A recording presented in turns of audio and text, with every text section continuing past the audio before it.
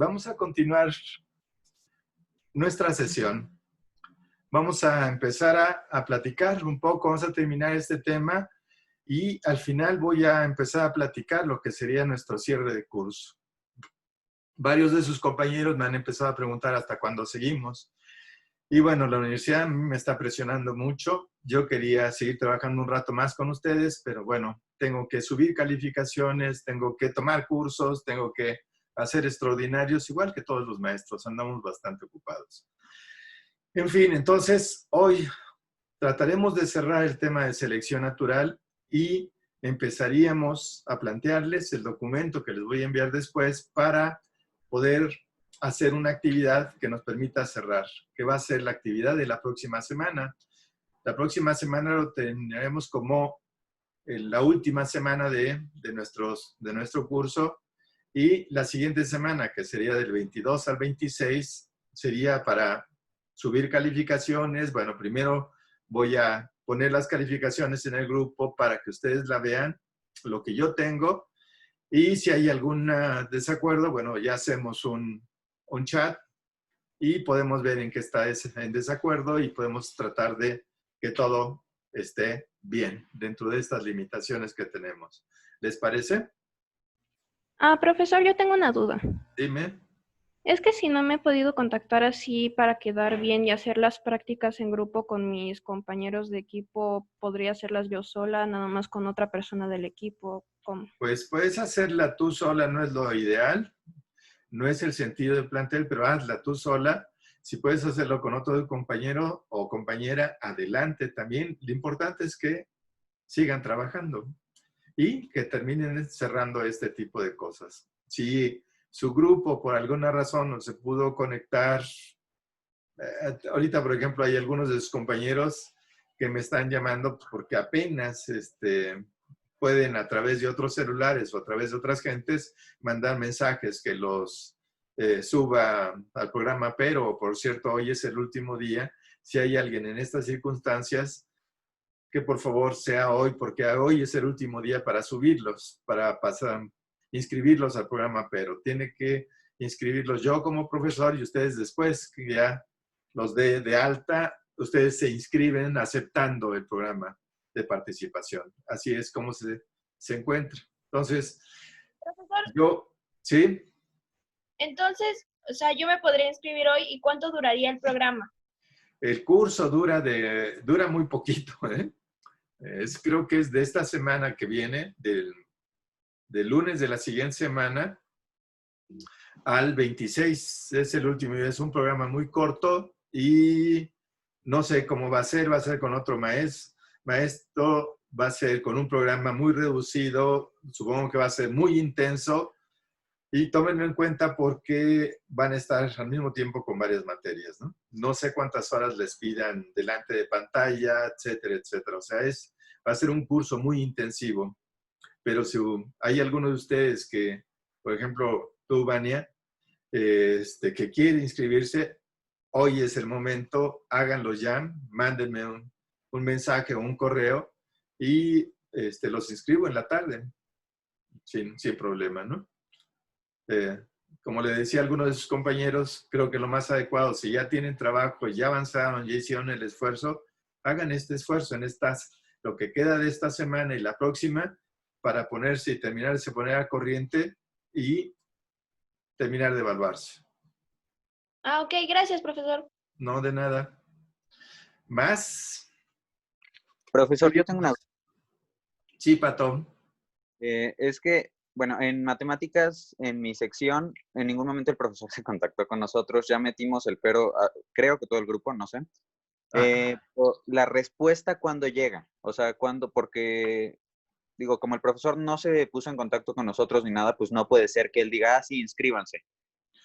Pues, tendrían que inscribir, o sea, tendrían que preguntar ahí en Psico, también donde se inscribieron, que cuándo les van a mandar la respuesta. Ahí el problema es básicamente que el maestro es el que tiene que darlos literalmente de alta. Yo tengo este alumno que por cualquier razón no pudo desarrollar bien el curso, entonces quiere participar en esto y uno lo inscribe y tiene que dar las razones ahí. Uno en la pantalla lo que hace es inscribir al alumno y explicar por qué este alumno va a ser inscrito ahí, ¿no? Ok. Entonces tiene que preguntarle al portal donde se inscribieron que cuándo les envían. Yo supongo que hoy es el último día, supongo que van a pasar un par de días más mientras conjuntan los grupos, mientras ven la cantidad de maestros que hay, porque están los maestros también incorporándose a este programa que nadie sabe exactamente. Yo no sé cómo está.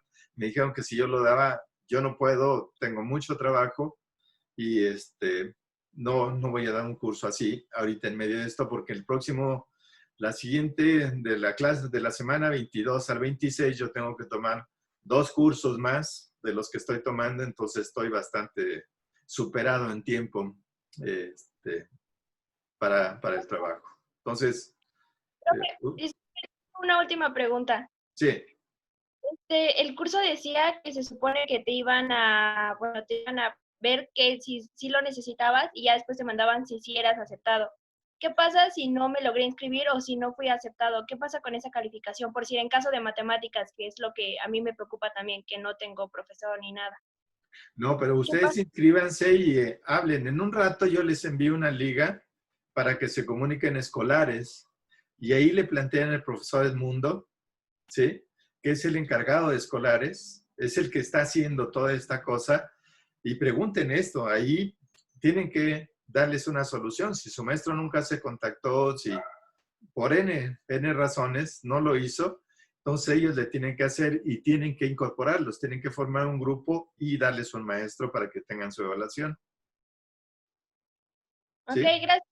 Sí, en un momento yo, cuando terminemos la clase, les subo el link, creo que por ahí lo tengo, con el cual se pueden comunicar con el maestro Edmundo, o por lo menos escolares y plantear su caso. ¿Vale? Gracias, doctor. No, de que alguien más quiere preguntar, no se preocupen, hay que preguntar. ¿No? Entonces vamos a empezar, vamos a seguir con lo que estábamos platicando sobre evolución. Y vamos a seguir con nuestro esquema.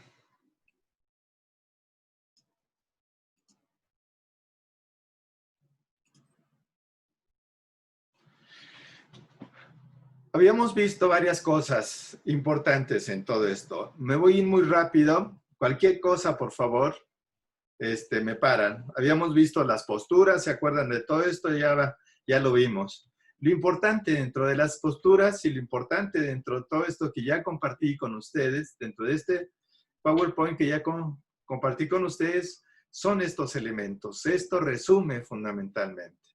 Mientras los creacionistas y los evolucionistas perfeccionistas partían de que son los individuos y los que cambian a través del tiempo, sobre todo quienes admitían esto eran los evolucionistas perfeccionistas como Lamarck.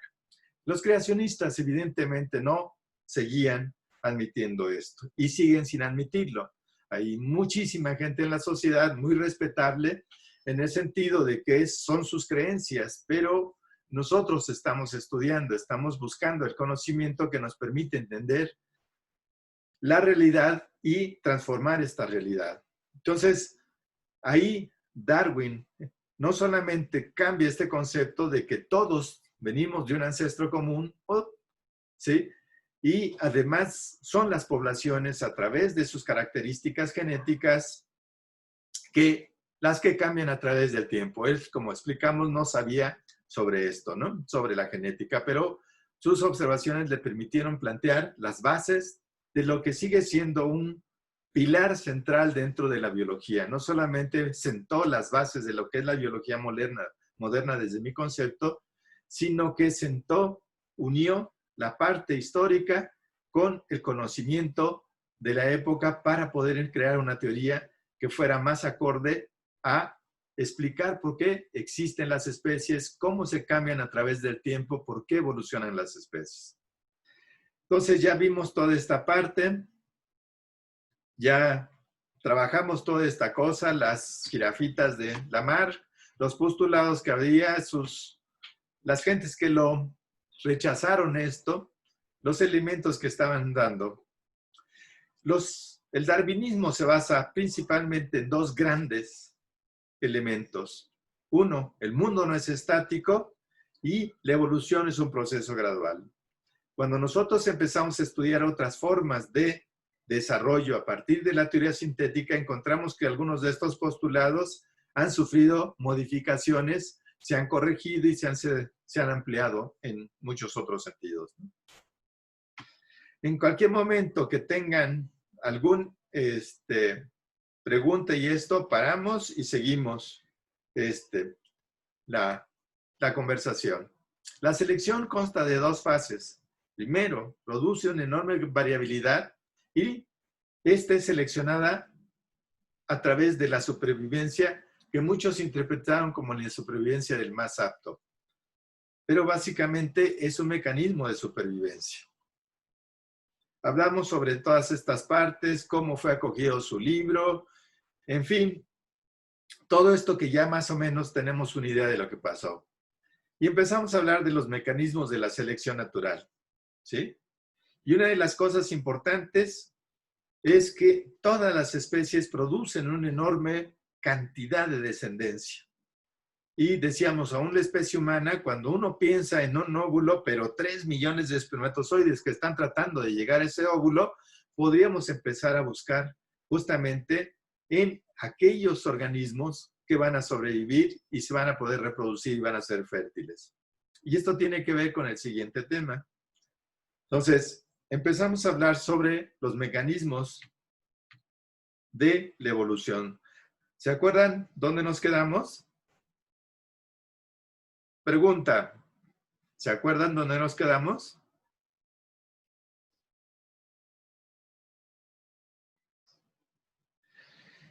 Estaba un poco más adelante.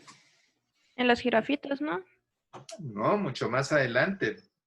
Ya habíamos visto las jirafas, ya habíamos visto todo esto. Estábamos viendo, ya estábamos empezando a ver toda esta parte de la variabilidad y les ponía el ejemplo de Harmonia axiridis, que es un escarabajo que presenta muchísimas variantes dentro de todo esto. Y hablamos un poco del origen del cuello de la jirafa, ¿no? Y empezamos a hablar sobre el neodarwinismo. Tenían razón, era sobre las jirafitas, pero en otro punto, en lo que es la teoría sintética. ¿Quiénes participan en la teoría sintética? Es Hugo de Vries. En realidad es un botánico, y esto es bien interesante porque son de los primeros que empiezan a descubrir los trabajos de Mendel, entre otros gentes. Está Correns, está Chetzmark, está Morgan, y hay algunos otros que se presentan. Uno de los importantes dentro de todo esto es Theodosius Dobzhansky. Es un genetista de origen soviético que era un gran académico en la ex Unión Soviética. Cuando mencionan otros elementos,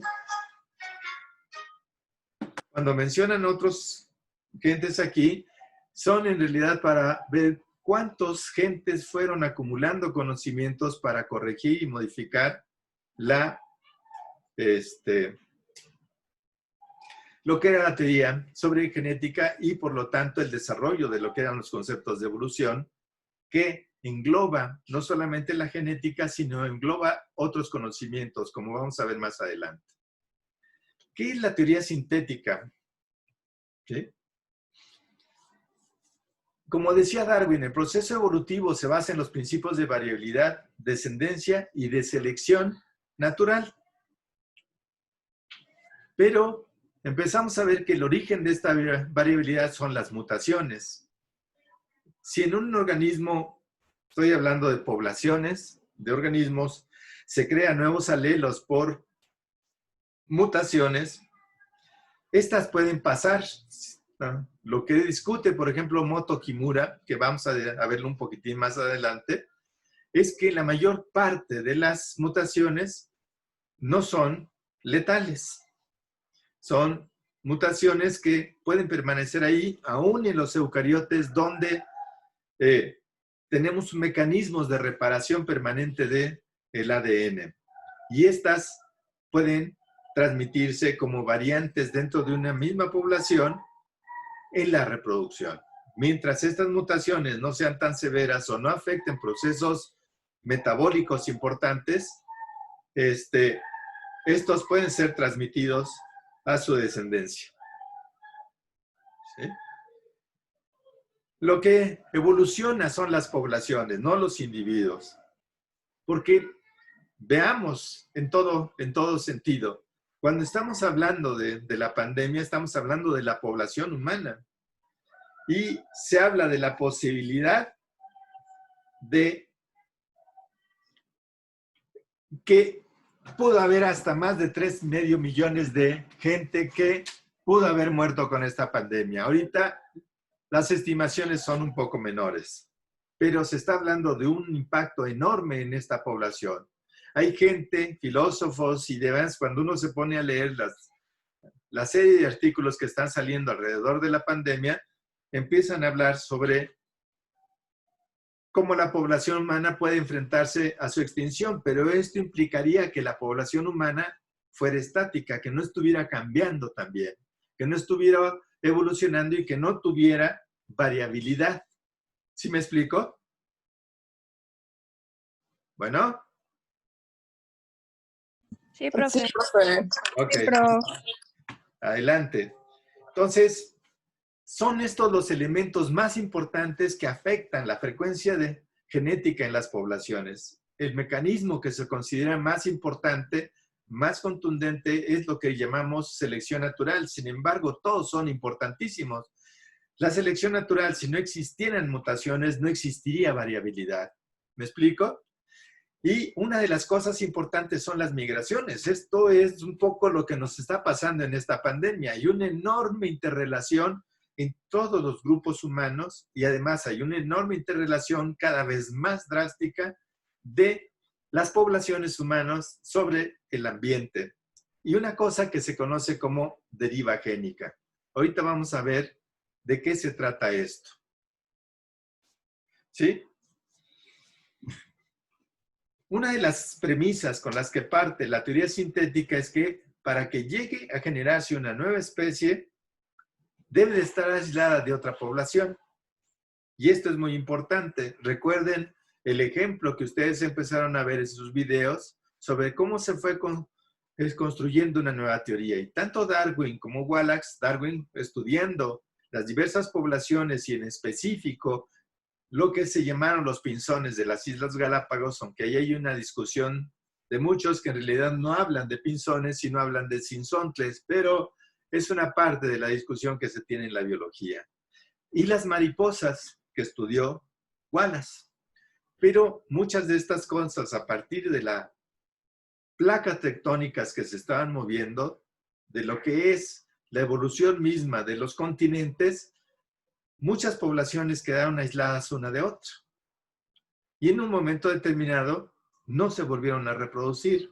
Esto es parte de lo que puede producir un mecanismo de especiación.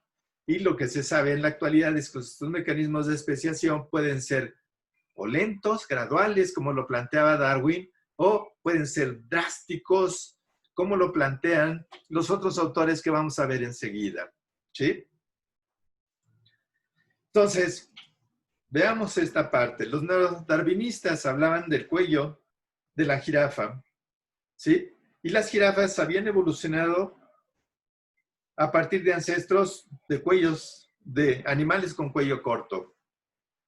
Y ahora hablamos de mutaciones. En ese momento, Darwin lo que podía hablar es de cambios, pequeños cambios casi imperceptibles dentro de la escala de tiempo. Por eso hicimos nuestro trabajo de la escala de tiempo para que entendiéramos que es un proceso muy lento, muy largo. Estamos hablando de 5,000 millones de años en la cual se formó nuestro planeta, en la cual se enfrió nuestro planeta, en la cual se formó una primera atmósfera, en la cual después los mismos organismos formaron una segunda atmósfera que es la que respiramos. ¿Sí?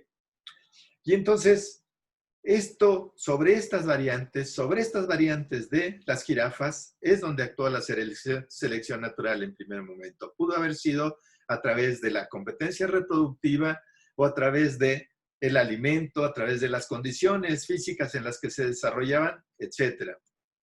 Entonces, aquí en términos generales se resumen las tres grandes teorías evolucionistas. Esto lo pueden ver ustedes con mucha calma.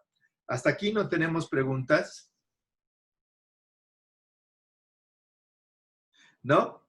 Avanzamos. Hay un señor que se llama Moto Kimura, que empezó a hablar de la teoría neutralista de la evolución molecular. ¿Sí? En principio a Moto Kimura todo el mundo le cayó encima. ¿Cómo? ¿Estás locos? Las mutaciones son fundamentales y no sé qué. Y pum, pum, le cayeron a palos toda la comunidad científica. Porque cada uno que aporta una nueva teoría o un nuevo elemento para construir parte de la teoría es cuestionado por sus pares. Por eso el conocimiento científico no es tan sencillo ni tan rápido, entre otras cosas, ¿no? Entonces, Moto Kimura planteaba que estas secuencias o estos cambios que se observan en las secuencias del ADN, como existían más de un codón que codificaba, ¿se acuerdan de los famosos tripletes que codificaban los aminoácidos? Un aminoácido podría ser básicamente inocua, podía pasar desapercibida y se podría acumular. Y él lo que plantea es que la mayor parte de las mutaciones moleculares no son ni favorables ni desfavorables, normalmente son neutras. Por eso se habló de la teoría neutralista. Y por ese mismo motivo, si no están expuestas a factores de selección, si no están expuestas a otro tipo de elementos, sobre todo de la selección natural, pues no las vamos a poder ver.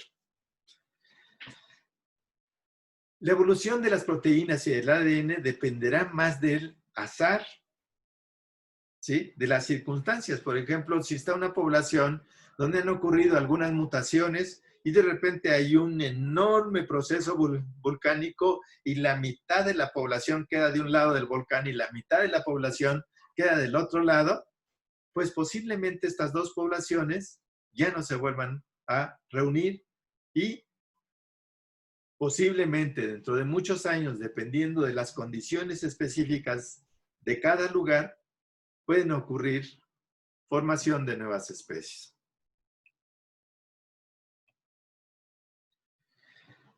Como les decía, fue muy discutida y al final fue ganando poco a poco terreno a partir de los descubrimientos que se desarrollaron, sobre todo a partir de la genética molecular y de la bioquímica. La consecuencia más interesante de todo esto es que se empezó a establecer la idea de un reloj genético molecular. ¿Qué significaba esto? Lo voy a leer. Si la mayoría de las situaciones genéticas son neutras, es de esperar que la tasa de sustitución sea más o menos constante. ¿Sí? Esto se conoce, ahorita lo vamos a ver, tiene un nombre específico. Para cualquier locus, o sea, para cualquier puntito del ADN, en un lugar determinado, la tasa de sustitución de una base por otra puede ser constante. Tienen que pasar muchas generaciones. La época que vivió el antecesor común de cualquier pareja de especies se puede calcular a partir del número de diferencias en los aminoácidos entre ambas especies. Al principio, dichas fechas pueden ser medidas en unidades arbitrarias, aunque pueden calibrarse en millones de años para cualquier gen dado, usando linajes donde el registro fósil es rico. Y aquí entran otras dos ciencias que son importantísimas para el estudio de esto. Uno es la taxonomía y otra es la sistemática, que es producto una de la otra. Por ejemplo, los puntos de bifurcación entre los linajes del ser humano y los monos se han fechado a partir de pruebas de este tipo. ¿Cómo saberlo? Bueno, lo que se hace son mapas genéticos de cada especie, sobre todo a nivel de proteínas o a nivel de ARN, principalmente. Entonces, existía otra teoría, Stephen Jay Gould, que ya murió también, plantea otra cosa, que hablaba de la teoría del equilibrio puntuado. Y esto es muy importante porque hasta el momento de que él plantea esta situación, había problemas de interpretación en el registro fósil, sobre todo. Cómo de repente en el registro fósil aparecían especies nuevas, sí. No había aparentemente antecesores comunes. Por eso se habló de puntualismo o de saltacionismo. En todo el registro fósil hay muy poquísimos ejemplares que conocemos, entre ellos el caballo, donde uno puede seguir toda la línea. La ballena, por ejemplo, es otro ejemplo, donde uno prácticamente puede seguir desde los orígenes más remotos esto. Pero, por ejemplo, en el caso de la especie de homínidos, en el caso del Homo sapiens, el registro fósil es muy partido. De repente tenemos un ancestro que vivió, aparentemente ancestro, que vivió entre 3.5 y 4 millones de años atrás. Lucy. ¿Sí? Pero entre Lucy y un Pithecanthropus, ¿sí? O un Homo habilis o un otro homínido, hay muchas extinciones, hay muchos organismos que se pierden. Entonces, como dice aquí, dentro de este gradualismo filético plantean todas las especies sucesivas forman una sola línea evolutiva a partir de especies ancestrales. Este es un principio. La transformación es lenta y gradual. Y la transformación se produce en poblaciones. Sin embargo, ¿sí? Existen muchísimos casos donde el registro fósil está interrumpido. Que a un registro fósil sigue una forma completamente diferente. Pues digamos, el ancestro de una ballena es literalmente completamente diferente a una ballena. Las ballenas son enormes, tienen aletas, sí tienen respiración pulmonar. Si uno se pone a contar sus huesecillos, son idénticos, pero son completamente morfológicamente diferentes. Y entonces, algunas formas no existen en formas intermedias en muchos de estos lugares. Les digo, hay pocos donde se puede observar este gradualismo filético. Entre ellos está el caballo. El caballo se puede seguir prácticamente toda su línea evolutiva a través de los fósiles, pero hay otros que no. Y hay muchos de estos casos que este gradualismo filético no lo explica. Y entonces, este señor, Stephen Jay Gould, 1972, y un señor llamado Eldridge, que eran los dos son paleontólogos, hablaron de la teoría del equilibrio puntuado. A diferencia de la teoría gradualista, la teoría del equilibrio puntuado mantiene que la evolución de una especie consiste en una serie de cambios rápidos en poblaciones pequeñas y relativamente aisladas, seguidas de largos periodos de estabilidad. Posteriormente, esta especie se vuelve dominante en la zona. Como el área donde se han producido las nuevas especies puede ser muy pequeña o es pequeña, queda justificado el por qué no se han encontrado fósiles intermediarios o intermedios. ¿Sí? Se diferencia en qué punto esta teoría del gradualismo. Las especies sucesivas no se forman siguiendo una sola línea evolutiva a partir de las especies ancestrales. Hay como un rompimiento si no siguen dos o más líneas. Miren, el ejemplo de esto es en el lago Tangañika, en África Central. El lago Tangañika es el segundo cuerpo de agua dulce más grande en el mundo. El primero se encuentra en la Siberia, en lo que hoy es Rusia. Y este lago es tan grande y tan diverso que a ratos parece un mar. Ahí, por movimientos de la tectónica de placas, este lago aisló una población original de mojarras. ¿Sí? Las mojarras que ustedes compran en el mercado se llaman cíclidos en lenguaje biológico, en lenguaje taxonómico. Estos cíclidos quedó una población relativamente pequeña y aislada. Y en un periodo relativamente corto, estamos hablando después de la última glaciación a el presente, en algún momento llegaron a existir más de 500 a 600 especies diferentes de cíclidos en ese lago. Ahorita es un desastre por la intervención del hombre, pero ¿y entonces cómo se podía explicar esto? esta rápida evolución no se podía explicar a partir de esto, porque además todas partieron prácticamente del mismo ancestro común, de esta población común que se aisló. Y esto pasó exactamente con los pinzones de Darwin. ¿Sí? En relativamente poco tiempo, los pinzones fueron desarrollando una serie de elementos como los picos, el tamaño, etcétera, que fue poblando ciertas islas, porque cada isla tenía condiciones diferentes. En la transformación se alternan etapas muy lentas de cambio. Lo que plantea Stephen Jay Gould es si existe un gradualismo. ¿Se acuerdan que les decía? Estos cambios se miden biológicamente, bioquímicamente se pueden medir y los biólogos les llamamos éstasis, ¿sí? Con etapas muy rápidas de especiación. O sea, hay etapas lentas, casi sin cambios, donde la selección natural actúa muy poco o casi no se nota. Las mutaciones, aunque existen, casi no se notan o no son determinantes, pero a partir de este tipo de fenómenos, como el aislamiento geográfico o ecológico, y hay veces ahí hasta reproductivo el aislamiento, puede haber un proceso rápido o un proceso de especiación y formación de muchos elementos. El ejemplo no solamente son los cíclidos, hay muchos otros ejemplos, pero uno de los más espectaculares en el mundo por su rápida desarrollo es este en el lago Tangañika. Digamos que la transformación hasta una nueva especie no se produce de una forma en la misma área. En una misma área podríamos a través, gradualmente, como ustedes observan, no sé qué hice. Como ustedes observan en la gráfica inferior derecha, en el cambio filético gradual, las especies se van transformando muy lentamente a partir de la acumulación de variantes que son seleccionadas, ¿sí? Por diversas cosas, a partir de cuellos de botella, en fin, ya vamos a empezar a platicar de algunas de estas cosas.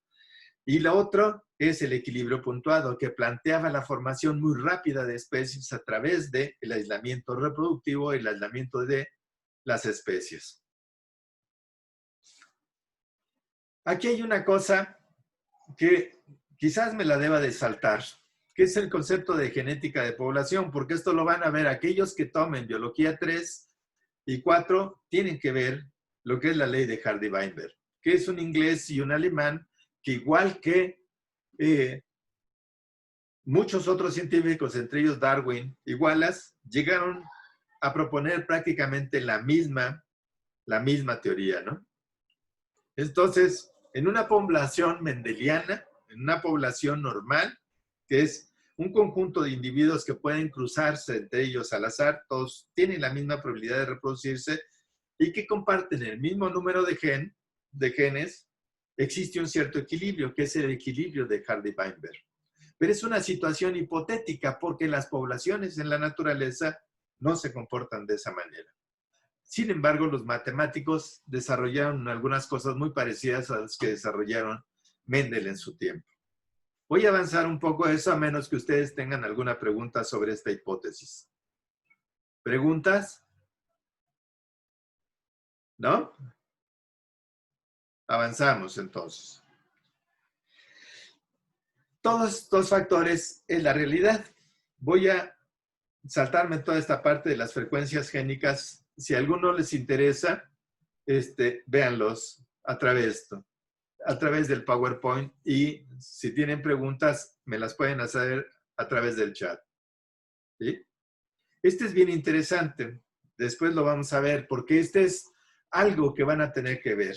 La deriva génica, que son cambios en las frecuencias génicas de una población, puede ocurrir a partir de un efecto fundador. Digamos en el continente, que fue una de las hipótesis que se marcaron con los pinzones de Darwin, en algún momento de la población original, que era una población heterocigótica, una parte de esa población quedó aislada en las islas. Y esto se conoce como el efecto fundador. De unos pocos individuos de una población llegan y se instalan o quedan aislados por algún fenómeno, puede ser un huracán, o puede ser una sequía, puede ser cualquier otro fenómeno, el movimiento de la tectónica de placas, y sus pequeños grupos empiezan a reproducirse. Este efecto fundador es muy importante. Por ejemplo, en los Amish. Sí conocen los Amish. Los Amish, por ejemplo, son un grupo religioso muy conservador que existe en la parte central de Estados Unidos. Estos migrantes se aislaron y lo que hicieron fue reducir el número de variantes que existía en la población y se fijó un síndrome que se conoce como de Ellis-Van Creveld. Y este es muy importante porque produce polidactilia, entre otras cosas, en la población. En Polonia, donde era originario este grupo, existían 1 por cada 30,000 habitantes, digamos, pero como se aislaron, en algún momento este gen se empezó a fijar en la población. Otro ejemplo es lo que ocurrió en la Polinesia. Lástima que estas diapositivas que presentan, estas diapositivas son después de la Segunda Guerra Mundial, cuando estaban haciendo experimentos con las bombas en la Polinesia. Empezaron en la isla Pingelap del Pacífico Sur, ¿sí? Se produjo, por eso esta también la característica de esta diapositiva es acromática. Solamente tiene gris y negro, literalmente. Y es una enfermedad que se presenta solamente en el 10% de la población. Un caso por cada 33,000 habitantes. Es muy raro, digamos, es un porciento muy, muy, muy bajo, ¿no?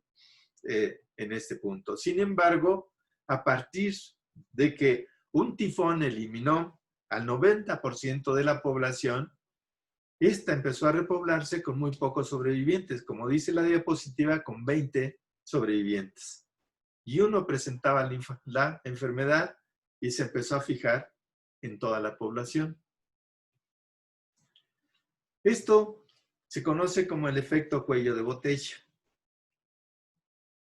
En las poblaciones que periódicamente sufren reducciones drásticas de individuos a partir de las inundaciones, las plagas, las sequías, terremotos, etcétera, lo que hay ahí, se produce una reducción drástica en la población. Y sí, como se ve en la botella del lado izquierdo, una población heterocigótica, heterogénea, se ve reducida su pool genético, el juego genético, a muy pocos individuos.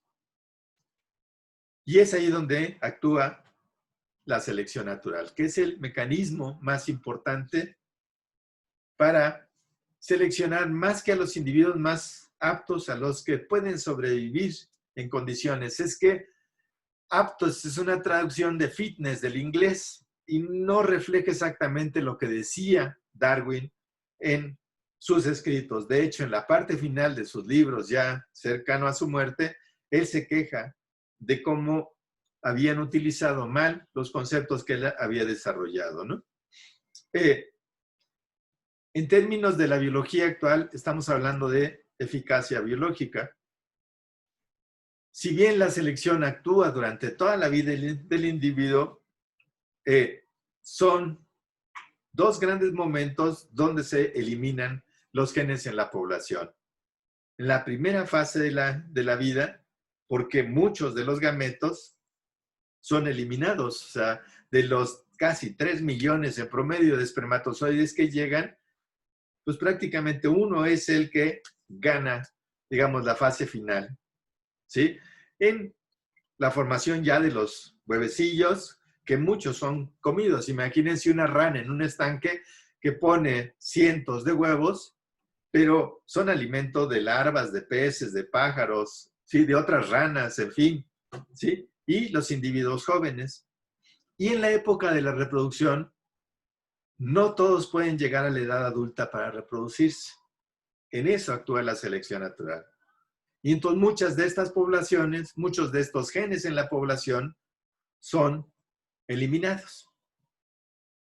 Y entonces la frecuencia relativa, cuando hablamos de frecuencia relativa nos referimos a las frecuencias génicas, a las frecuencias genéticas, ¿sí? Y aquellos individuos que sobreviven a las condiciones ambientales son los que van a poderse reproducir y son los que van a incrementar su frecuencia en la población. Lo que pasó, por ejemplo, en la isla que les acabo de poner. Los pocos pobladores que quedaron, que eran 20, empezaron a reproducirse entre ellos y ahí se fijó en esa frecuencia un carácter que no era el más adecuado para toda la población.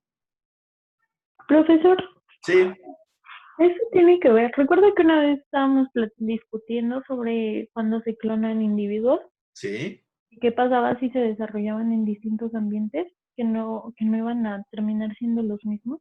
exacto. Eso lo estudia una nueva área de la genética que se conoce como epigenética. Los genes, el ADN espacialmente no lo tienen que ver como la gráfica que se pinta, sino es un mecanismo tridimensional con volumen, donde muchas de sus interacciones no solamente son con su mismo ADN, sino con el entorno. Y muchas de los mecanismos que los disparan, que disparan su trabajo, parten a través de un grupo metílico. ¿Se acuerdan de los famosos metílicos? De los metilos. Sí. Ok. Entonces, a partir del tipo de condiciones externas, entre ellos la alimentación y demás, algunos de estos genes pueden activarse o desactivarse. Y entonces podemos tener aún en Más variabilidad, bueno, más diversidad. variantes dentro del mismo. Se supone que son individuos idénticos genéticamente, pero si uno, por ejemplo, le gusta el queso y al otro no le gusta el queso, ahí vamos a empezar a tener diferenciación porque van a activar o no van a activar ciertos grupos metilados y van, por lo tanto, ¿qué significa esto? Cuando vimos nosotros el dogma central de la biología molecular, empezamos a hablar de que un gen, ¿sí? En la teoría más general y más simplista es igual a una proteína, pero si un gen se desactiva, se produce otra proteína porque el organismo tiene que crecer y entonces empieza a haber variantes dentro del mismo individuo. ¿Sí me explico? Sí, profesor. Ok. Entonces, para que la selección natural, digamos, se verifique, requiere ciertas condiciones. Primero, la reproducción, la herencia, la variabilidad y la eficacia biológica. ¿Qué significa esto? Que en la reproducción, a partir de la recombinación que existen entre organismos que son iguales pero diferentes, o sea, son heterótrofos, vamos a empezar a tener nuevas recombinaciones. Y esto va a pasar a sus progenie. Y, por lo tanto, va a existir en general, no siempre, una mayor variabilidad en la población. Pero dentro de esa población hay unos que son más eficaces que otros. ¿En qué? Pues en la supervivencia, en la reproducción. Y es ahí donde todo el mundo piensa en el más apto como el más fuerte. Pero no necesariamente, ¿sí? Puede ser el canto, puede ser el tamaño, puede ser, en el caso de la población humana es mucho más complejo. Aunque también en las poblaciones naturales de aves y otros animales, aún las plantas, tienen mecanismos bien complicados para hacer eso. Pero estos son los elementos para que actúe la selección natural. El ejemplo, que es el profesor, ejemplo, ¿sí? perdón, tengo una duda. Si no me recuerdo, fue con usted con el que, bueno, nos envió un video y mencionaban algo sobre el eugenismo que tuvieron los nazis estadounidenses y rusos. Entonces, ya teniendo en cuenta todo esto, en la población humana nosotros no estamos viendo esto de que seamos, fruto de selección natural ya a estas alturas, ¿verdad? Porque ya es de todo el mundo se está reproduciendo, tenga una enfermedades, porque están las condiciones necesarias para que, por ejemplo, alguien con síndrome de Down pueda seguir viviendo. Pero si dos personas con síndrome de Down se reproducen, pues tenemos ahí una población de síndrome de Down que no va a desaparecer. Entonces, ¿qué sucede aquí? aunque bueno, son varias cosas. Primero, en lo que es el nazismo, es básicamente fundado en Alemania y algunos de sus seguidores, hay tanto en la actual Rusia como en Estados Unidos, ¿no? Grupos que siguen actualmente al presidente Trump. Algunos de los nazis huyeron, digamos, a países como Brasil, como Argentina, donde no existían los tratados de extradición, y ahí hay una película que ustedes deberían de ver que se llama Los Niños de Brasil. De hecho, hay un libro que se llama Los Niños de Brasil, donde fundamentalmente lo que se buscaba era experimentalmente buscar poblaciones homogéneas, con esta idea de que los blancos, la raza aria, era la raza superior. Empezaron a hacer experimentos con las poblaciones. Ahora, hay varias cosas ahí. Por ejemplo, una de las condiciones que produce el síndrome de Down es que los individuos que la contienen, porque es se puede llamar una delección, o sea, es una mutación a nivel macro, es un rompimiento de alelos completos en los cromosomas. En este caso es del cromosoma del par 21. Literalmente se rompe y pedazos de él quedan en otro lado. Y esto lo que produce son los síntomas que todo el mundo, o los caracteres que todo el mundo conoce, pero entre ellos está que la mayor parte de estos individuos no son fértiles. De hecho, cuando es un síndrome de Down agudo, no alcanzan ni siquiera la adolescencia, mueren antes de los 15 años. Cuando son relativos, cuando son síndromes de Down que son más ligeros, por ponerlo así, que no son tan dañinos, podría existir la posibilidad de eso. Pero eso está pasando en toda la población, es parte de la variabilidad humana. Ahí el punto es no confundir, por ejemplo, lo que son los conceptos, los malos conceptos del racismo, que es un concepto cultural en el cual piensan, primero, que existen razas. Biológicamente no existe una raza en la población humana. Si no se acuerdan, les voy a pasar un video que yo me acuerdo que les empecé a pasar el semestre pasado, que se llama El color de la piel.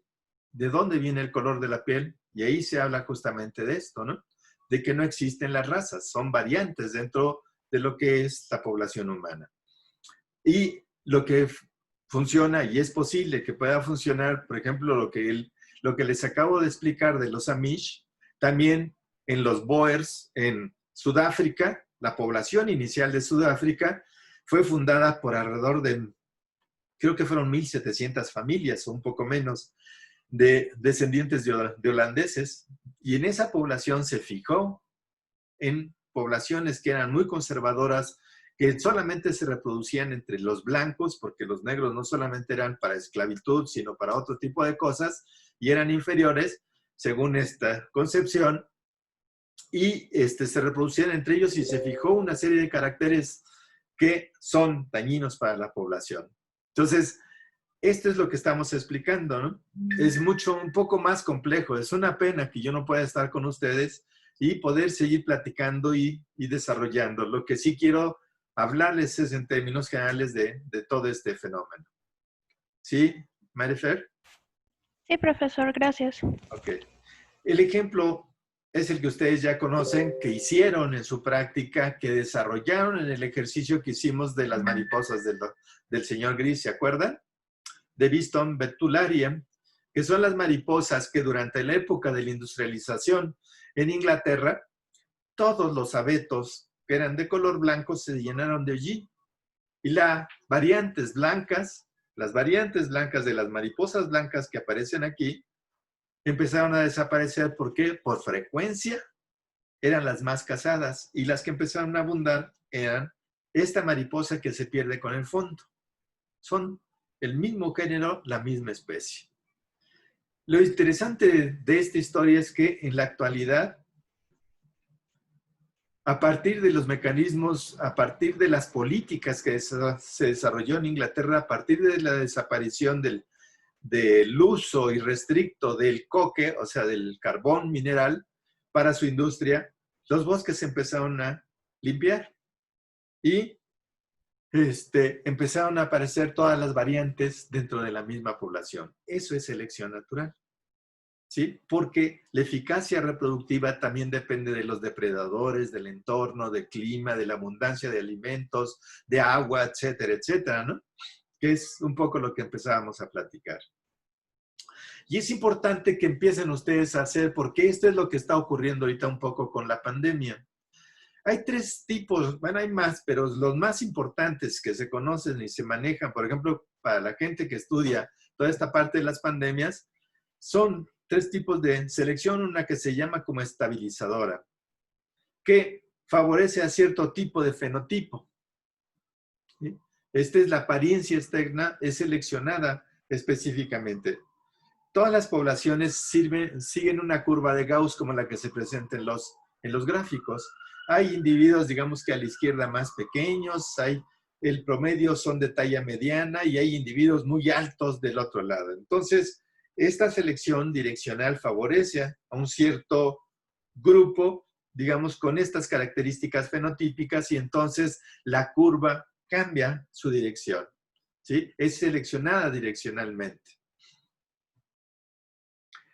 Por ejemplo, esto es lo que veíamos ¿se acuerdan el pequeño problema que les di del DDT? Selecciona a los organismos promedio,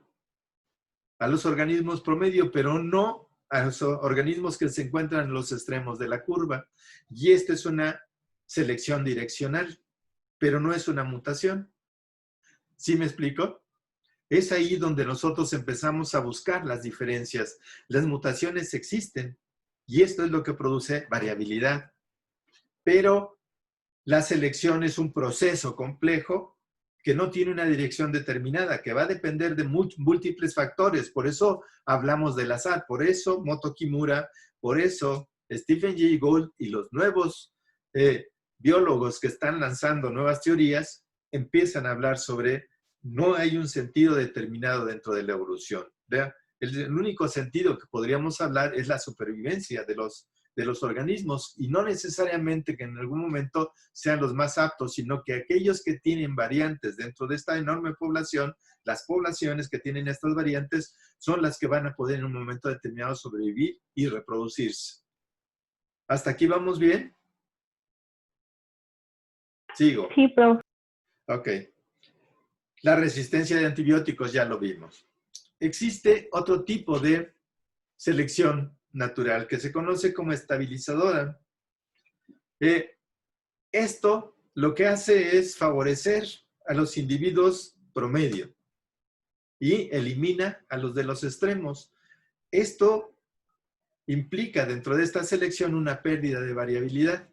Y esto es bien interesante porque en poblaciones grandes no se nota, pero en poblaciones muy pequeñas cuando sucede eso, entonces empezamos a tener poblaciones porque eso puede conducir a la extinción o a la fijación de caracteres que no son, digamos, deseables en la población. Entonces, la selección estabilizadora, como le indica la gráfica, trabaja sobre los extremos, ¿sí? Son los individuos más favorecidos, son los, digamos, en promedio, los que van a ser más favorecidos por esto, son los que tienen estas características. Pero, por ejemplo, un ejemplo extraordinario que ustedes pueden pensar son los chitas en África. Estos felinos que son rapidísimos, pero estos que fueron así, enfrentan una competencia enorme porque tienen poca variabilidad. Principalmente son menos resistentes que un león o que otra clase de jaguares en este punto. Perdón, son leopardos en aquella. Los jaguares son de América. Entonces, este es un punto importante que se desarrolla. Por ejemplo, en el ejemplo que yo les daba a los niños que pesan significativamente menos o más de 3 kilos, tienen porcentajes más altos de mortalidad infantil. ¿Sí? La selección, como dice aquí, trabaja con ambos extremos, principalmente, y es una selección estabilizadora. La población humana por eso tiende a tener estas características. Eso está mal. Si no, nosotros lo pensamos en términos de futuro. pero al mismo tiempo no es la única. Están siempre actuando muchas otras fuerzas, pero digamos, estos son sobre los individuos promedios. Y existe una selección que se conoce como disruptiva. Y esta es la que favorece los extremos de la población. Dentro de una curva, eso es lo que favorece los extremos. ¿Qué es lo que está pasando en la pandemia? ¿Sí? Ahorita ataca a un cierto grado de población. Se supone que la pandemia, el 80% de la población humana tiene efectos menores, algunos ni siquiera son muy activos, no les hace mucho, a otros sí, pero es en el 20% de la población restante donde el virus está trabajando.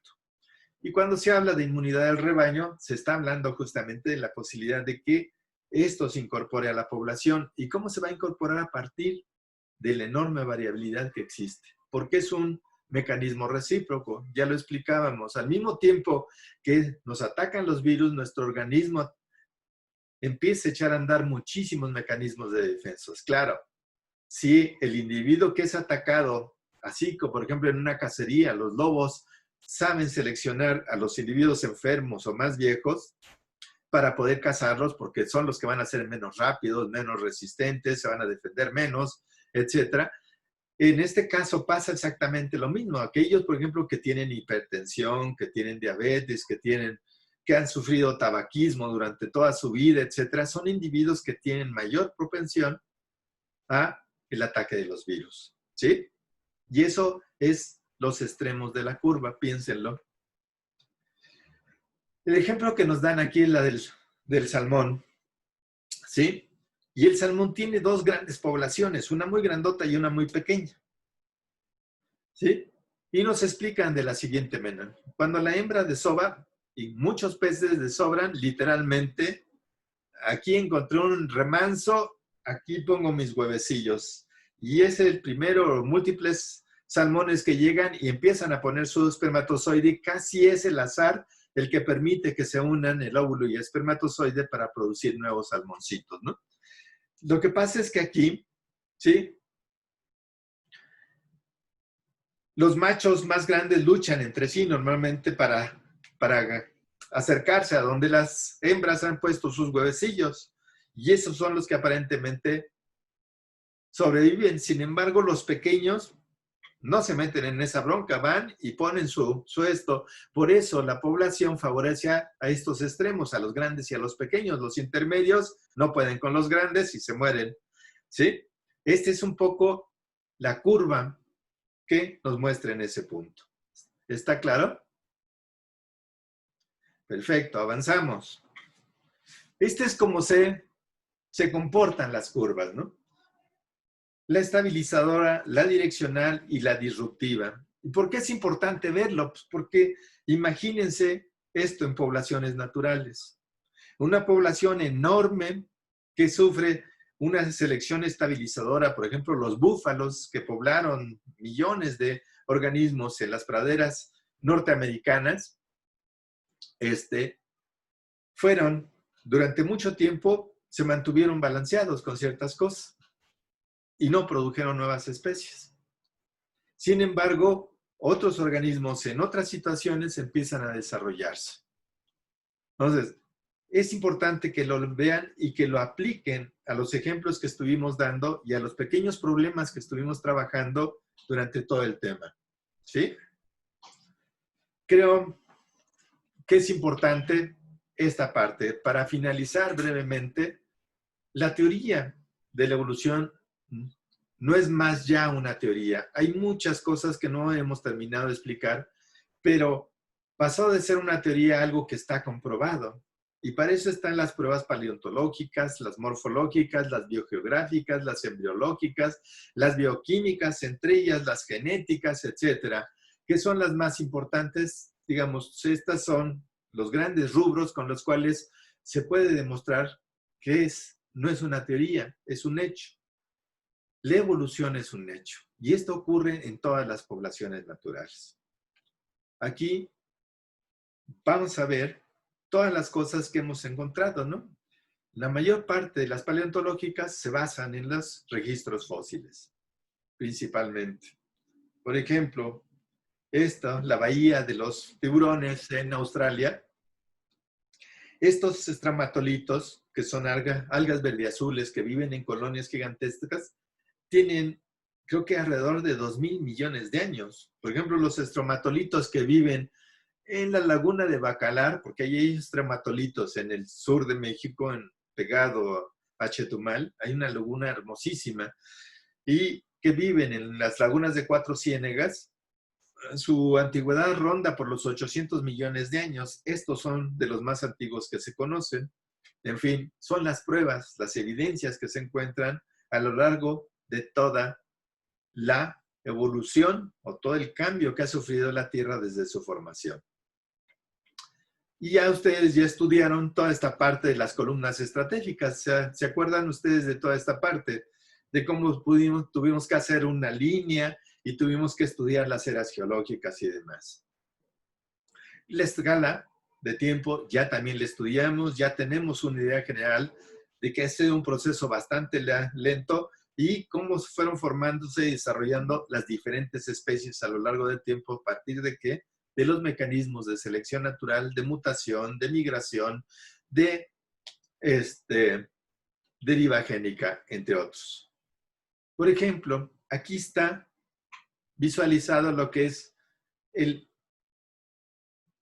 la parte evolutiva de los caballos, desde las formas más antiguas a las presentes. Les digo, esta es de las pocas especies donde se puede seguir literalmente desde el punto más antiguo al presente. En cuanto a las pruebas paleontológicas del hombre, hay unos saltos terribles, ¿no? Vean ustedes, entre el Australopithecus y el Homo habilis hay más de 1 millón de años, ¿no? Entre el Homo erectus y el Homo habilis también hay 1 millón de años. O sea, si nuestra evolución, digamos, ha sido un proceso relativamente rápido, estamos hablando de alrededor de 6 millones de años atrás, a partir de que empezamos a formar una especie diferente del resto de los homínidos y a partir de que se fueron extinguiendo los homínidos, hasta llegar al Homo sapiens. Y ahí hay muchas cosas que no se saltan. O sea, por ejemplo, el cerebro del Homo habilis era relativamente pequeño comparado con el Homo erectus y es todavía más pequeño comparado con el Homo sapiens sapiens. ¿Sí? Las pruebas paleontológicas también hay fósiles vivientes. Las araucarias llegan a vivir cientos de años. Por ejemplo, alguien me preguntaba sobre las secuoyas serpenvivens, que son estos árboles gigantescos, enormes, que viven en la parte norte de California, del lado californiano de Estados Unidos. Pero existe este organismo, que es un celatacanto, que se supone que hace 300 millones de años se había extinguido, hasta que unos pescadores en África lo pescaron. Y se han encontrado poblaciones que viven a profundidades bastante grandes, en condiciones bastante diversas, más que diversas, bastante fuertes, donde otros organismos no viven, pero ahí sus poblaciones se han desarrollado tranquilamente. Las pruebas morfológicas, básicamente son los órganos. Nosotros, si hubiéramos tenido tiempo, hubiéramos hecho una práctica muy sencilla, donde les pido una ala de ave, y les pido una ala de insecto. ¿Por qué les pido todo esto? Porque los insectos, igual que una parte de nuestros, digamos, parientes, aunque lejanos, como los murciélagos, pueden volar y tienen mecanismos. Sin embargo, por ejemplo, los murciélagos, las ballenas, las musarañas, los caballos, nosotros, ¿sí? Tenemos el mismo tipo de huesos. El mismo número, el mismo tipo, claro, se modifican a partir de la función que desempeñan. Entonces, hay lo que se conoce como convergencias adaptativas o divergencias adaptativas. En el caso, por ejemplo, de la primera imagen, estamos hablando de, en el momento de la extinción de los grandes dinosaurios, las especies que pudieron empezar a ocupar los nichos ecológicos, los espacios ecológicos que dejaron desocupados los grandes dinosaurios fueron los mamíferos por su enorme capacidad de reproducción y supervivencia. Muchos de nuestros antepasados eran omnívoros. Nosotros somos un organismo omnívoro. Esto de que vivíamos como algunos monos de hierbas y esto es realmente una quimera. Muchos de estos monos, por ejemplo, vemos a los chimpancés y pensamos que se alimentan solamente de plátanos, ¿no? Las hordas de chimpancés no solamente atacan a animales diferentes como ardillas o otras y se los comen, sino cuando sus territorios son invadidos por otros chimpancés de otra horda, se los comen también. Entonces, hay que estudiar mucho de esta parte. La ballena, por ejemplo, con sus órganos vestigiales. En la parte inferior se encuentra exactamente una serie de huesecillos que representan lo que era nuestra cadera, entre otras cosas, ¿no? Y lo que une a la mayor parte de los mamíferos es su forma de reproducción. Las biogeográficas, el ejemplo clásico son estas 4 especies de aves que no pueden volar, que todas están emparentadas con las avestruces, que son de las de mayor tamaño en África, y las otras especies que se encuentran en Sudamérica, en Australia y en Nueva Zelanda. ¿Sí? Entonces, aquí encontramos un poco una representación, espero que la puedan ver y que en sus pantallas no quede congelado, es un poco la representación de la deriva continental, que es otra de las pruebas que explica la biografía o la distribución de las especies en los continentes, porque encontramos especies tan cercanas y relacionadas en continentes tan diferentes. Y las pruebas embriológicas, donde Ernest Haeckel, 1800 y tantos, nos hablaba de que la ontogenia, o sea, el origen, la forma como se desarrolla un organismo desde su huevecillo hasta la parte de ser un organismo pez o tortuga o cerdo, lo que sea, recapitulan en cierto sentido la filogenia. Esto ya tiene algunas cosas de variantes, pero sería largo de explicarlo en este momento. Pero esa es una de las pruebas embriológicas. Todos nacemos de huevecillos que son fecundados, por lo menos en nuestra línea cercana, ¿no? Y aún en organismos tan lejanos como las tortugas o los peces o las mismas aves. Entonces, en términos de las pruebas bioquímicas, estamos hablando del ADN y sus similitudes, principalmente, que eso es algo que ustedes más o menos escuchan con frecuencia y que yo los invito a que repasen con mucha calma esto.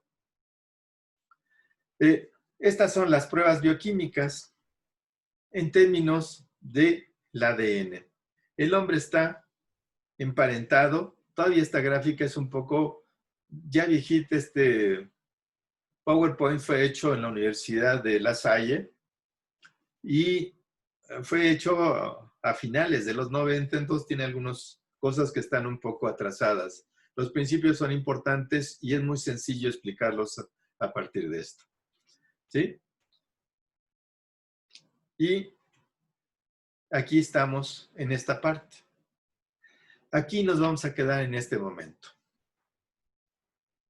La especie biológica, ¿se acuerdan que les mandé a hacer un pequeño ejercicio de que era una especie y que seleccionara una especie en su casa?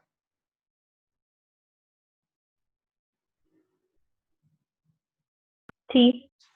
Entonces, por eso hicimos esto. Vamos a dejarlo hasta aquí en esta parte y espero terminar la próxima ya con esto. La próxima semana sería, voy a salirme de esto. Voy a salir de compartir esta pantalla y voy a regresar a verlos. Por lo siguiente, voy a compartirles otro documento que ahorita se los voy a subir a la pantalla. Debe de ser previo, sí. Compartimos.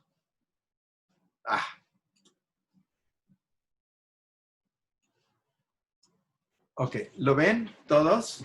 ¿Lo alcanzan a ver? ¿Sí?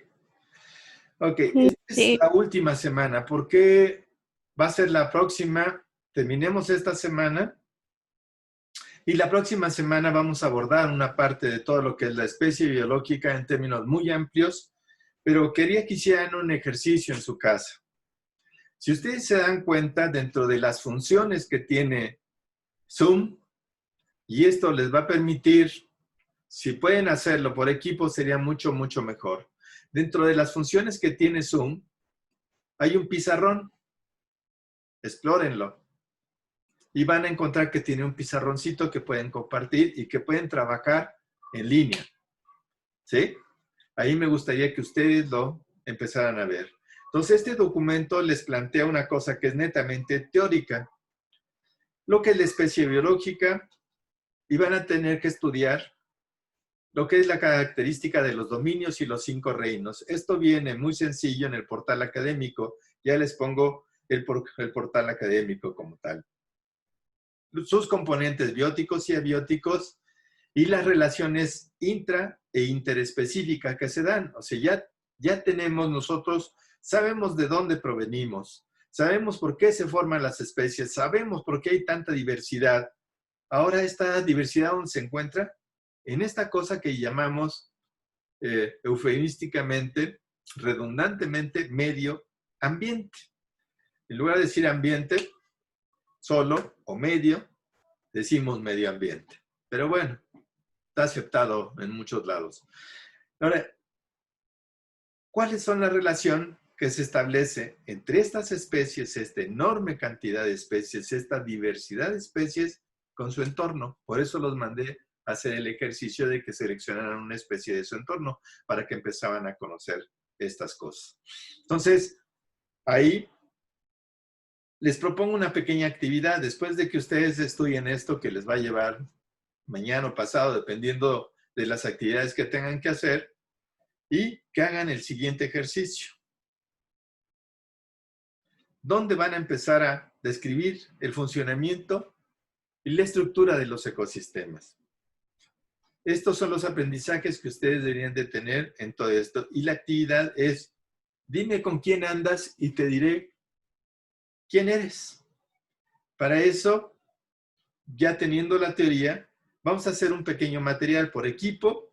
Lo pueden hacer hasta virtualmente, no necesitan gastar. Si ustedes, como son bastante hábiles en esta parte, pueden ustedes tener pequeñas imágenes de la lluvia, del aire, del suelo, de las abejas, de los hongos, de troncos en descomposición llenos de hongos mismos.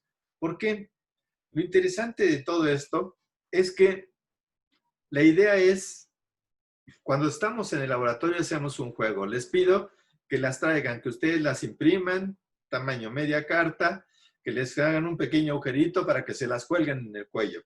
Y las repartimos por equipo, tantas para el primer equipo, tantas para el segundo equipo, tantas para el tercer equipo, así lo estamos haciendo. Y entonces hacemos un círculo, salimos del laboratorio o en el mismo laboratorio hacemos un círculo y les pido que traigan una bola de estambre grande de colores o de un solo color, como ustedes gusten. Y la idea es que cada uno de ustedes lleve colgado uno de estas representaciones, una cartulina de esta representación. O sea, qué sé yo, Valentina va a ser un coyote o un búho. Sí, quien sea, todo el mundo va a representar un hongo, otro va a representar el aire, otro va a representar la lluvia, otro va a representar el sol, un árbol de pirú, una lombriz, qué sé yo. Y entonces hacemos un círculo grande. Entonces tenemos que determinar dentro de todo esto de qué depende toda esta enorme estructura. ¿De qué depende de toda esta enorme estructura? A ver, platíquenme ustedes, ¿de qué dependería todo esto que conocemos como ecosistemas inicialmente? ¿De qué depende? Ya lo hemos platicado en nuestras clases. ¿De qué? De las relaciones entre los seres vivos y el medio, ¿no? Pero estas relaciones, sería, por ejemplo, estas relaciones, ¿cómo se dan? ¿A partir de qué? Pues puede ser a través de la cadena trófica. No existen, o sea, este concepto de cadena trófica es un concepto muy, muy antiguo. Hoy hablamos de redes tróficas, hoy hablamos de redes tridimensionales, porque así son. Pero todas estas redes tróficas, estas multiplicidad de redes, nos van a empezar a llegar a entender una cosa. ¿Por qué es tan importante cada especie que existe en el planeta? Porque es única. No existe otra cosa. Cuando hablamos de Pteromyscus, por ejemplo, de los pequeños ratones que existen en el colegio, en el CCH Sur, que existen en la Reserva del Pedregal, son organismos que solamente existen en esta pequeño entorno. Estamos hablando del macizo de la Sierra Ajusco, Chichinautzin, que es esta pequeña sierra que está ahí. Estos pequeños ratones no existen en otra parte del mundo. Si se llega a perder esa especie, se pierde para siempre, en todo sentido. Ahí saltamos de este concepto, pero todas estas especies dependen de qué inicialmente. ¿De qué dependen? ¿Cómo es que nosotros podemos realizar esto que estamos haciendo? ¿Cómo es que podemos pensar? ¿Cómo es que podemos caminar? ¿Cómo pueden crecer los árboles? Ya conocimos la fotosíntesis, ya conocimos, ¿sí?, la respiración, ya empezamos a hablar de la glicólisis y de todas estas cosas que están ahí metidas. ¿De qué depende todo esto? ¿De qué dependen esas redes tróficas? Inicialmente, si ustedes lo piensan, depende de este señor, del güero, dicen los indígenas. Dicen los naturales de nuestro país, pues el güero. ¿Quién es el güero? El sol. O sea, todo lo que conocemos depende de una distribución de la energía en todo esto y cómo se va multiplicando y desarrollando y que permite la formación de muchas otras cosas. Entonces, esa es la idea, que ustedes empiecen a concretar esto. Por eso, la idea del pizarrón, a nivel de... me parece que llegó algún otro participante, sí. Disculpen, pero es que llegaron un poco tarde.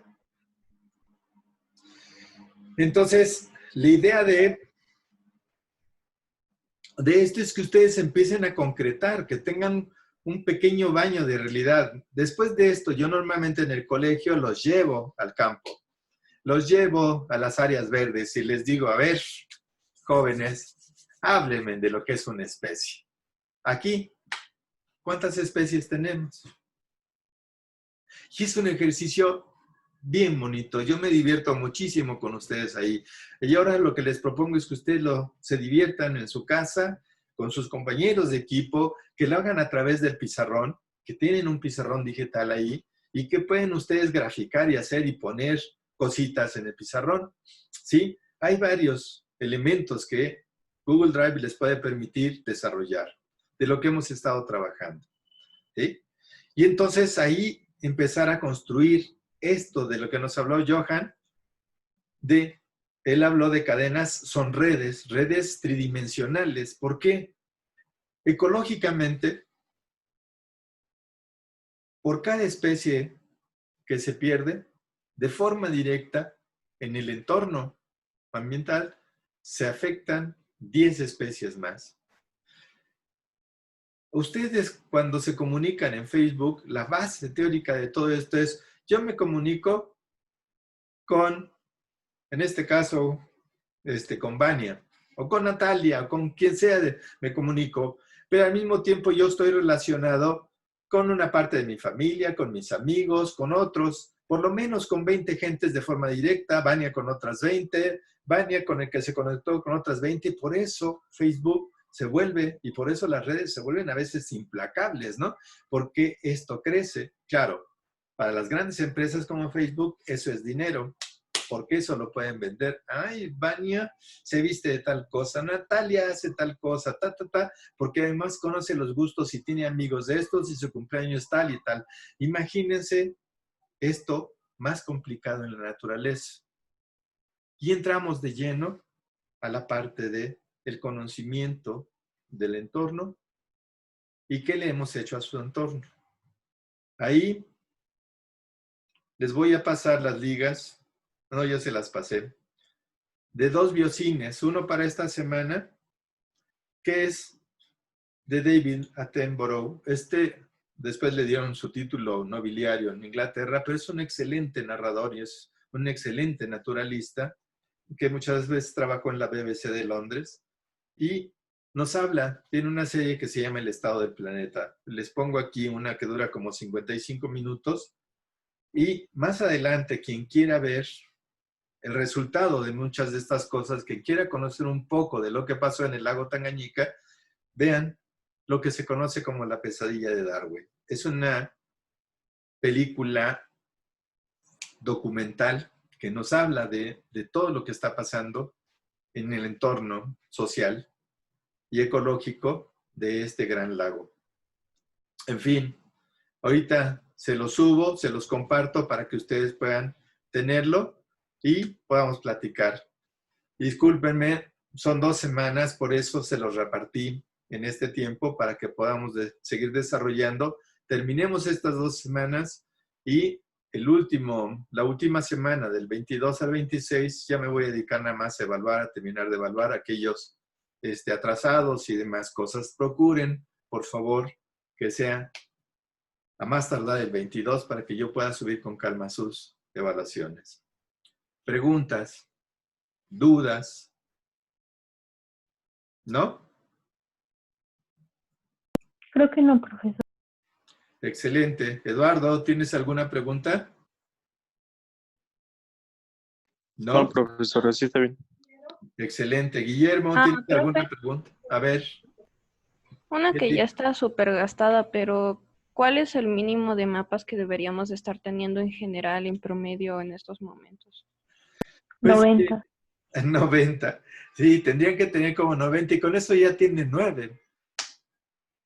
Así como hemos evaluado por la cantidad de trabajo, las interacciones y las intervenciones con sus puros mapas mentales, algunos de sus compañeros ya están acreditados. Otros todavía no, pero por ejemplo hay equipos de algunos de sus compañeros que prácticamente con su trabajo de equipo ya están acreditados. Y todo lo que suben de mapas mentales, del 7 que tengan o 7, 5, lo que tengan, es para arriba.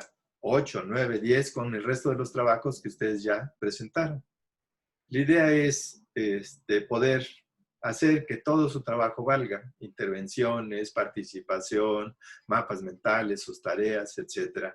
Recuerden, por favor, me han contado muchas líneas de tiempo ahorita que no tienen fuentes y muchas líneas de tiempo que están incompletas y otras que no tienen su escrito ni su tríptico básico. Todo eso se acumula. Entonces, si tú tienes, no andabas muy alta ahorita, Marifer, perdón que te lo diga, pero si tú puedes poner más, eso es parte de tu evaluación. Como dijo, no sé, no alcancé a reconocerla, que dijo 90, con eso ya tendrían el pase, sin ningún problema, y lo demás sería extra, y a lo mejor hasta les queda de ver puntos para su evaluación. ¿Sí? Sí, profesor. Excelente. ¿Tienen preguntas? Cerramos. Profe, yo tengo una duda. A ver, dime, Johan. Bueno, suponiendo el hipotético caso de que si los españoles no hubieran, digamos, entrecomillado, descubierto América y hubiera pasado muchísimo más tiempo, ¿es posible que que se pudiera dividir la especie humana?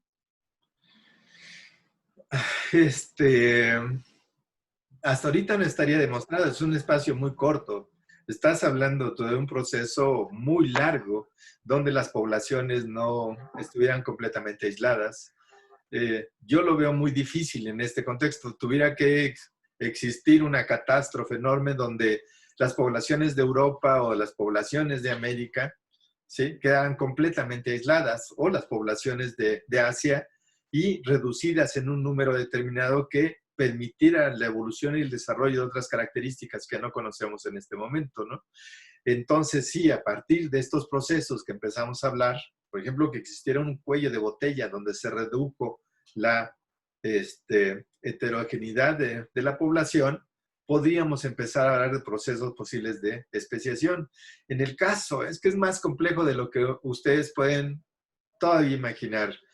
En el caso, por ejemplo, que les planteaba hay un texto bien interesante, ojalá y se los pudiera haber platicado, de los cíclidos del lago Tangañica. Ahí se estudió un fenómeno que se llama, hay mutaciones, pero como muchas de estas mutaciones no son deleterias, o sea, no son letales, se quedan ahí, pero forman parte de genes, que a veces estos genes se duplican y unos entran en funcionamiento a partir de las condiciones específicas que encuentran. ¿Sí? Entonces, los biólogos, los bioquímicos, los genetistas le han llamado genes saltarines. Y esto permite, por ejemplo, la formación de especies diferentes, ¿no? O sea, las mojarras, los cíclidos que se formaron ahí son desde herbívoros, carnívoros, hay de todo en este grupo enorme que está desapareciendo en el lago Tangañica, porque curiosamente el hombre introdujo una mojarra gigante, que es la mojarra del Nilo. Esta mojarra llega a medir hasta 2 metros de tamaño.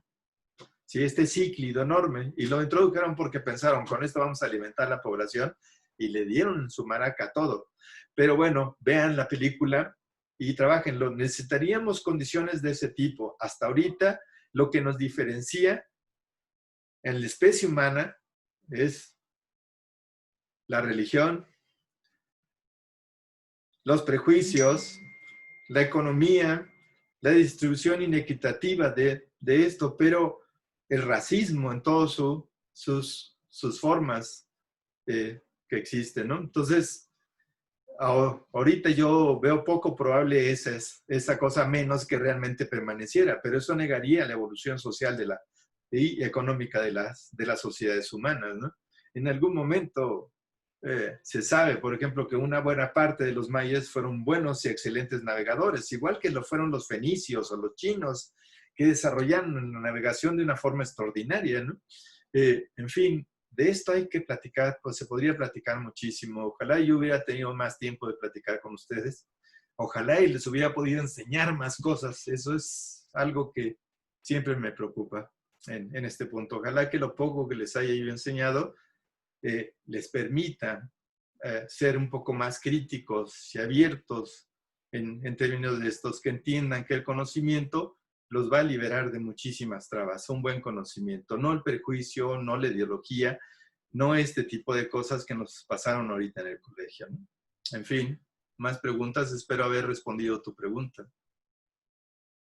Yo, profesor. A ver, Eduardo, dime. ¿Usted qué opina sobre la construcción del Tren Maya? Es algo que me intriga porque pues pasa por decir, una reserva ecológica muy importante del país. Ya, este es bien contradictorio porque hay una razón social y humana de desarrollar una parte del país que no, durante décadas y décadas el país no ha desarrollado. Y miren, yo hace poco estuve en esa región y esto de que se quejan, por ejemplo, algunos ambientalistas, de que se va a destruir. Esto se está destruyendo. Conos y Tren Maya se está destruyendo. El problema es la enorme ignorancia y los enormes intereses que han privado en función de la economía y de cualquier otra cosa, menos de la sustentabilidad, menos de la gente, de la sociedad en su conjunto. Digo, hace poquito estuve en esa región y no solamente por la zona de Balancán-Tenosique, que es la que estás mencionando, donde está una principal reserva ecológica, sino por todo lo que fue Quintana Roo, subiendo hacia Felipe Carrillo Puerto, en Playa del Carmen, Tulum y toda esta zona, uno observa el desastre que existe en esto. Ahí lo que tendríamos que buscar, la sociedad en su conjunto, ustedes, nosotros, es que los desarrollos busquen la mayor sustentabilidad y que la distribución de esa enorme riqueza sea para el desarrollo social también de la gente, que no exista tanta ignorancia. Hay zonas ahí donde uno difícilmente puede entrar porque es malvenido, no es bienvenido en ese punto, ¿no? Y hay zonas completamente aisladas. Hay gente ahí que yo entrevisté hace mucho tiempo en mis anteriores andanzas, en las cuales lo que decían es que yo para qué me pongo a producir naranjas, por ponerte esto, o para qué conservo este árbol, si lo que tengo que hacer es darle de comer a mis hijos. Pero además, si yo produzco tal cosa, no hay carreteras donde sacarlas. Entonces, buscar el equilibrio entre el desarrollo humano, el desarrollo y el desarrollo sustentable es fundamental. Lo que tendríamos que exigir nosotros en el Tren Maya es que no solamente beneficie a ciertos sectores, digamos, del turismo, sino que permita que las comunidades se empiecen a desarrollar. Y cuando hablo de desarrollo no hablo solamente de dinero, hablemos de educación, de las artes, del conocimiento, de la preservación de todos sus saberes culturales, en fin, de toda esta parte. Es no nuestro trabajo como intelectuales, si ustedes empiezan a formar parte de esta intelectualidad, es estudiar, conocer y transformar su realidad. Lo que te pretendemos nosotros como maestros es que ustedes a la larga empiecen a transformar esta realidad que no nos gusta a nadie. No nos gusta la inseguridad, no nos gusta que desaparezcan nuestros bosques, no nos gusta ver que la gente se muera de hambre o que siga muriendo en nuestro país por enfermedades previsibles como la diarrea, como cosas por el estilo, ¿no? O sea, nosotros podemos prevenir todo esto. El desarrollo humano está relacionado con eso y tenemos que buscar el equilibrio con los ecosistemas para preservarlos, porque además vivimos de ello. Eso es un poco lo que pienso, Eduardo, pero es muy largo para desarrollarlo. Sí, exacto. Pero muchas gracias. No, gracias a ti y gracias a todos. Pues nos vemos la próxima semana si no tienen más preguntas. Cualquier pregunta, por favor, a través del chat, hagámosla y estemos en contacto. ¿Vale? Sí, profe, yo una última, así rápido, para dime. aclarar. Sí. Bueno, yo no tengo pasó? los 90 mapas, No pero sí importa, conozco a pero alguien que tenías tiene. bastantes. Yo vi, Natalia. Ajá. ¿Sí? ¿Cuántos tenías Sí, la pero, última vez? Estaban arriba de los 40 y tantos, yo recuerdo. ajá, y esta vez son como 90, pero tengo bastante trabajo en equipo. Pues sí, ¿Con eso eso es lo se que compensa? digo. Todo eso se compensa. Si, por ejemplo, tú ya tienes, la última vez que yo vi, tenías como 40 y tantos. Digamos que tienes 45 y están bien hechos. La mayor parte de los que yo vi estaban bastante bien hechos. No tienen problemas. Tienes 4.5 y tu trabajo de equipo, si tu trabajo de equipo es muy relevante, ya tienes un promedio, digamos, de 7, con el otro vas a alcanzar el 10. O si tienes 5, alcanzas el 9. O sea, Sí. siempre hemos equilibrado todos nuestros trabajos de equipo, nuestros trabajos individuales y las participaciones que tienen. Se trata de que evaluemos todo lo que hacemos, no solamente a través de un examen, ¿sí? Que eso es muy relativo. Si yo les pongo un examen en este momento, seguramente lo van a reprobar. Eso estoy prácticamente seguro. ¿Por qué? Porque los exámenes no miden realmente lo que conocen ustedes. Y yo he visto en ustedes algunas cosas que me parecen extraordinarias, excelentes. ¿Sí? Son preguntones, son participativos. Eso me parece muy bueno. Continúen siendo proactivos y eso es importante. Vuélvanse más autónomos, dependan menos de nosotros, pidan nuestra opinión. Podemos estar bien equivocados permanentemente, pero trataremos de, con nuestra experiencia, de darles alguna respuesta y a veces nos equivocaremos. Así es esto. ¿Sí? Ok, profesor. Bueno, más preguntas. Maestro, yo tengo profesor. una pregunta. A ver, dime. Bueno, digamos que tengo 97 mapas, ¿no? Por lo tanto sería 9.7. ¿Eso se redondea a 10?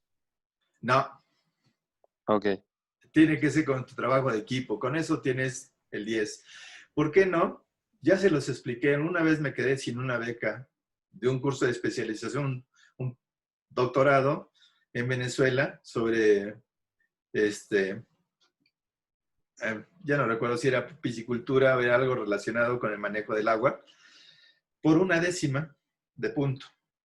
Entonces, no se conformen con eso. La idea es que no se conformen. Yo tengo 9.7, pues es 10. No.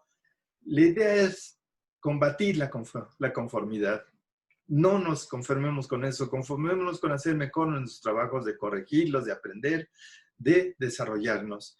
Y si has participado y demás, si tienes trabajos de equipo, si tienes 97 mapas, ya estás del otro lado. Tienes 10 seguramente, aunque nada más tengas un trabajo de equipo, ¿sí? Ahí vas a sacar, digamos, 1 de promedio, pues ya tienes el 10, no hay problema, ¿sí?